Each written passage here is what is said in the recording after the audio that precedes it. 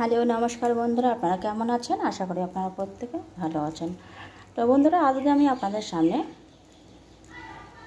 মটর ডাল, এই যে কুকারে আমি সেদ্ধ করে রেখেছি মটর ডালটাকে পুরোটা ঘেটে দিইনি আমি, গোটা গোটাই রয়েছে কিন্তু খুব সুন্দর সেদ্ধ হয়েছে।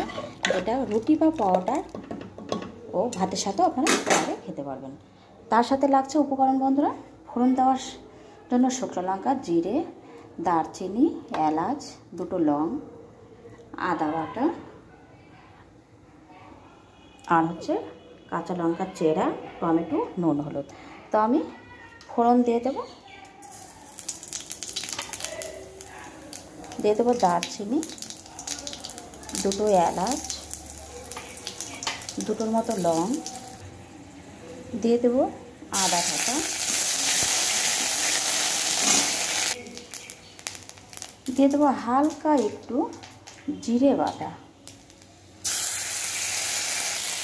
দিয়ে দেবো কয়েকটা কাঁচা লঙ্কা চেরা,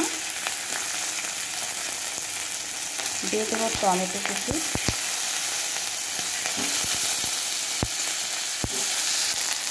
দিয়ে দেবো হলুদ গুঁড়ো, দিয়ে দেবো নুন, দিয়ে দেবো ডাল। এটাকে ফুটিয়ে নেব। এদিকে আমি শুকনোভাবে ধনে, এলাচ, দারচিনি আর জিরে আমি কাঠখোলাতে ভেজে নেব।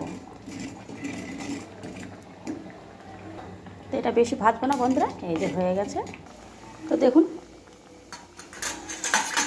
এটা খুব সুন্দরভাবে একদম রুটি পরোটার সাথে খাওয়ার মতো হয়ে গেছে। এখন আমি দিয়ে দেবো এখানে যে ভাজা মশলাগুলো দিয়ে দেব।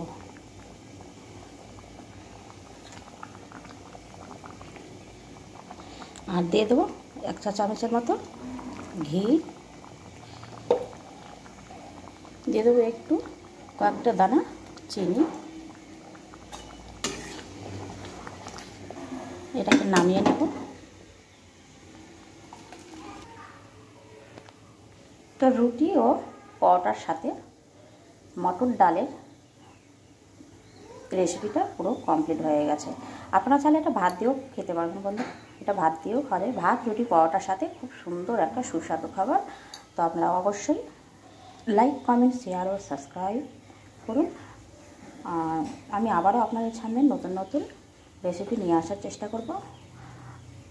আর এইটা বন্ধুরা নিরামিষভাবে রান্না করেছি, এটাতে কোনো পেঁয়াজ রসুন দিইনি, একদম নিরামিষভাবে। তো আপনারা প্রত্যেকে সুস্থ থাকুন, ভালো থাকুন ও আজকের মতো টাটা।